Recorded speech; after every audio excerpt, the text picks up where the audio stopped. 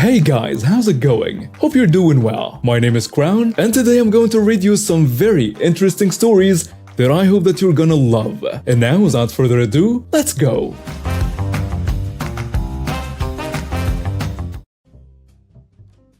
After a baseball game, we stopped at a McDonald's to get some food.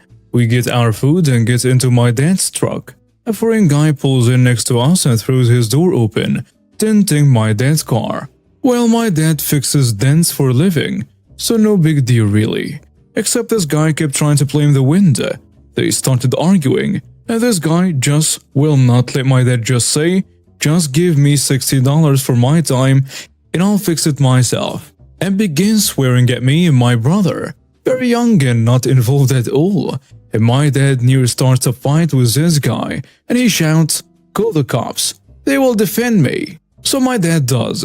Fast forward 15 minutes, and an unmarked cop car pulls in. One cop gets out, starts asking questions. He gets both sides, and asks me and my brother what happened. We told him everything, and he started writing this guy a ticket. The guy says, "I hate cops." My dad tells a cop, but he didn't see it, so no crime. Except the second cop who saw it all steps out, coughs out to put on this guy. The dude tries to pull away and run, and all three large dudes grab this scrawny punk crap and cuff him. They send my dad on his way, and as we pull out, in the rear seat of the dude's car, I see balloons for a girl's third birthday. My dad fixed the dent himself. It would have cost $100 for anyone else. They got booked for some stuff regarding minors, resisting arrest, and a few others. Probably a couple days in a slammer and a good couple $100 in fines. Edit. When he was getting ticketed, he apparently made some kind of threat towards the officer citing him and my father and I, thereby making his crime much more punishable. A long time ago in a state far, far away, a college town in a Midwestern state in the early 80s, our little pizza shop had a big problem with a couple of frat houses. Actually, a lot of the pizza and delivery places have problems with the frat houses. That was in all likelihood a big problem with a few bad apples. But there were a couple of houses that seemed to have an even higher jerk quotient. The issue for us was related to our 30 minutes or free policy, long since discontinued. And the thought that with some trickery and lying, you might be able to get a pizza without handing over any cash. Since we were adamant about times and did in fact give away pizza when it was late, the occasional witty that tried to get a free pizza without having it to be late got exactly what was coming to them. Usually a visit from the cops if they got too out of hand, and a stern rebuke from a manager was usually enough though.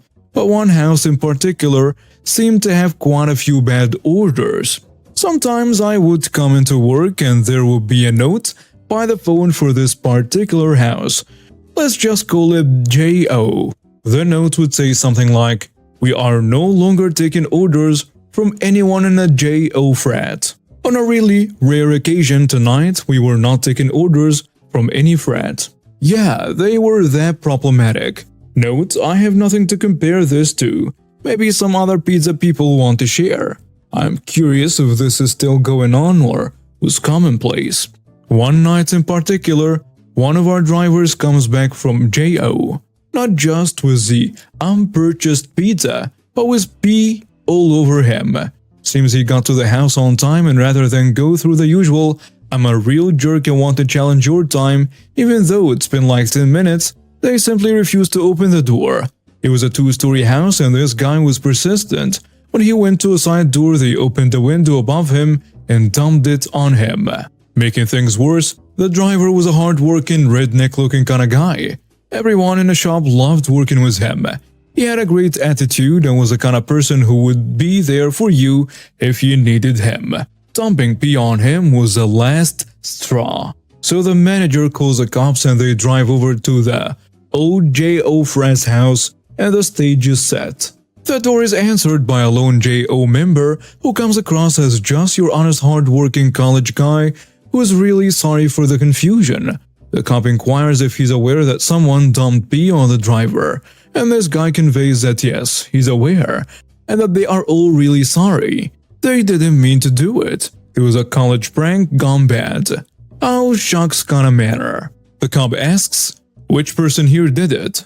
Oh shucks haws around and finally confesses that, in fact, it was he, the poor hard-working college guy that did it, and he's really sorry.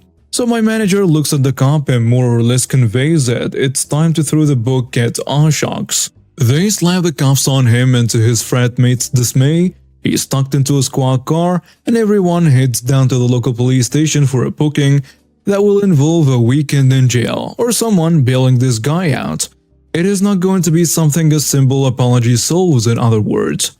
They are taking this guy's confession when a carload of J.O. frat guys arrives at the station, asking to see the cop that's doing the intake paperwork. My manager is still there with a driver, and this is where the revenge portion really kicks in. This wasn't even planned, and I can only imagine that the cops were really sick of that J.O. frat nonsense, because what happens next would have been awesome to catch on cell phone video. Believe it or not, there was a time when such things were not commonplace. Two of the arriving J.O. party are having a rare moment of guilty conscience and proceed to confess to the officer that it is not oh shucks who dumped the pee, but in fact it was them. The cop proceeds to take their confession down, verifies on all ends that yes, in fact it was these two clowns and not oh shucks. Everyone is in agreement. So they book the two guys and put them in jail for the night. By this time, it's well past midnight. The no shucks, after lamenting about how he wishes it wouldn't have come to this, why wouldn't we all just accept an apology for this? It was just a harmless prank. He goes to leave. Where are you going? The cop asks him. I'm free to go, aren't I? Says aw shucks. Cop proceeds to book aw shucks for some kind of false witness charge, and he joins his two buddies for the night. Later that night, a bunch of mindless vandalism happens to that J.O. house sometime in the wee hours of the morning. Say after some late night pizza people are done cleaning their store. From what I remember, it involved some kind of construction bridge paint being applied to the bricks and windows of their house. It's been a while and I wish I could have seen the application. I just remember seeing the house for weeks, messed up with big block letters and paint on the windows. And it doesn't really end there. The university ended up revoking the J.O.'s right to have a house on campus. When I was a sophomore year in high school, there was this girl, B, who was a junior and would just casually stare at me angrily. I didn't know B, nor have I done anything wrong to her. Me and B weren't in the same class, but our classes were in the same area, so we would always see each other. Juniors usually finish their class 10 to 5 minutes early before the bell rings, and when it does, they usually come into the sophomore's room. During that class, B would usually give me eye rolls, dirty looks, and make indirect comments. I didn't know why since the semester had just started. So basically, B and her bully friends talked crap and made grunt noises when we passed each other at the hallway. Throughout my sophomore and junior year, my senior year was way better without those toxic people. I told my sister this story after I graduated high school and she got really angry. Anyways, a couple of years later, sister was a manager at a coffee shop downtown, and sister told me she hired a girl a couple of months ago who went to the same school as I did. I asked her for the girl's name and sister gave it to me. I quickly searched the name up on Facebook because a girl went to the same school, and boom, it's B the Witch. I called sister and told her that the girl she hired was my bully in high school. Sister cuts me off saying, "Oh my god, what the heck? The girl had always been late for work." I gave her a warning, but I let it slide because she told me that she really needed a job because she didn't have enough money to pay for her apartment. I laughed hysterically. Me and sis decided to get back at her by pretending that I was a new manager. By the way, the other employees who were on the same shift that day were also a friend of mine and agreed to go with a plan. They also didn't like the girl because of how she acted towards them and that she only acted properly when the manager was around. Finally, there I was, in my sister's work clothes, pretending to introduce myself to the employees. My sister was hiding but kept an eye on us. Then B and my eyes met and I came towards her, introducing myself and proceeding to ask her hard questions. I see the shocked expression on B's face At this point, I wanted to laugh so hard because B actually believed that I was the manager. I then asked her, "Remember me?" She replied, "Yeah, but you know past is best, right?" Then I proceeded to tell her what B had done to me and my friends. One of those friends comes out and introduces herself and tells B if B remembers her too. I asked her what her reason was, and B then started calling me and my friend a witch and that she hated the job anyway. This was her third job. She was fired on the 2 previous jobs. She had it on her resume. Started throwing things everywhere. She throws down the big vase to the ground and I just see sister coming in with a police officer who happens to be my sister's boyfriend. Sis tells B she's fired. Police puts cuffs on her while saying, "You have the right to remain silent." Later that day, me, sis, and other employee help out fix the destruction she had made. My sister paid them out of her own pocket saying sorry for what happened. After a few months I heard that she was charged with thousands of dollars and 100 hours of community service. For things like destruction of property, harassment, I only remember hearing those. Sis told me that she pressed charges and also added that she bullied me and my friends. Turns out B bullied more people than 8 of us. Me and my friends. This is not a throwaway because screw these people. I hope they find it. Backstory: I'm a part of a small family-owned type used car dealership. Cue used car salesman joke here. We have maybe 50 cars on a lot at any time and our main business is subprime or people with less than perfect credit. We truly want to help the people that can't afford/have the credit to buy from a new car dealership. We're actually very liked in our small community. So recently I had these customers. Let's call her wife and call him husband. They are early 20s. They come into my store and I like them. They seem like a nice young couple trying to start their lives out. They have 2 very sweet little girls and could just use a break. They have made some mistakes in their early lives and have less than perfect credit. I coach them on how to improve their credit and they seem sincerely interested in fixing it. So I passed myself to get them a loan with the wife's mother co-signing on a nice 3rd-row SUV. Wife is literally crying and hugging me because every other dealer turned them down. Now they are a little short on the down payment, so I take a check for the balance and we agree I will cash it on his next paycheck. Mistake number 1. Pop pretty common in this line of work. I forget about them until the next week when I drop the check at the bank along with the other deposits.